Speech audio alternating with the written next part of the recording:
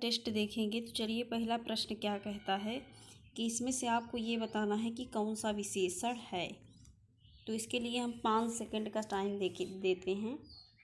तो सोच लिए होंगे, इसमें से चमकीला विशेषण है, धर्म विशेष है। धर्म का विशेषण क्या होगा? धार्मिक। जाति का जातीय, धन का धनी, चमक का चमकीला हो जाता है। अगला प्रश्न क्या है कि इसमें से आपको बताना है कि कौन सा अशुद्ध है। तो इसको अगर ध्यान से देखिए तो ये पहला ही अशुद्ध है। विशेषण और विशेष के हिसाब से ये पहला ही अशुद्ध है। क्यों अशुद्ध है? क्योंकि दृष्टि का क्या होता है? द्रष्टव्य होता है, और सब सही है। इसमें से आपको ये बताना है कि कौन सा अशुद्ध है।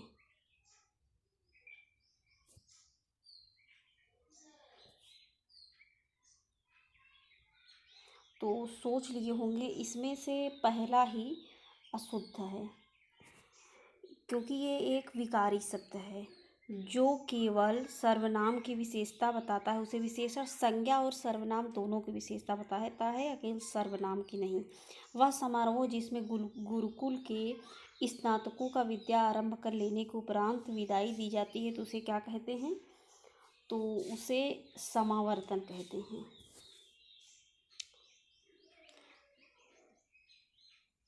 अगला प्रश्न है कि विलोम की दृष्टि से बताना है कि कौन सा इसमें सही है। तो अनृत का ऋत हो जाता है, तो ये सही है। अगला प्रश्न क्या है कि इसमें से बताना है कि विलोम के लिए अशुद्ध क्या है। तो इसमें से अनंत का जो असीम दिया है, तो ये असत्य है, क्योंकि अनंत का शांत हो जाता है, असीम नहीं। अगला बताना है कि विलोम की दृष्टि से इसमें अशुद्ध क्या है। तो इसको ध्यान से देखिए। तो संयुक्त का वियुक्त नहीं होता, संयुक्त का क्या होता है?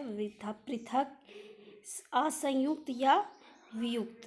इसमें जो विराग है तो उसका क्या हो जाएगा? राग। जो विलोम की हिसाब से शुद्ध क्या है? संयुक्त का वियुक्त। अब विराग का क्या हो जाता है? राग। असरस का नीरस, आवारचीन का प्राचीन, समाचीन नहीं। इसमें से आपको ये बताना है कि कौन सा अशुद्ध है। तो इसको अगर ध्यान से देखिए तो ये लास्ट वाला अशुद्ध है। छात्रों ने पंडित नेहरू को अभिवादन प्रदान किया।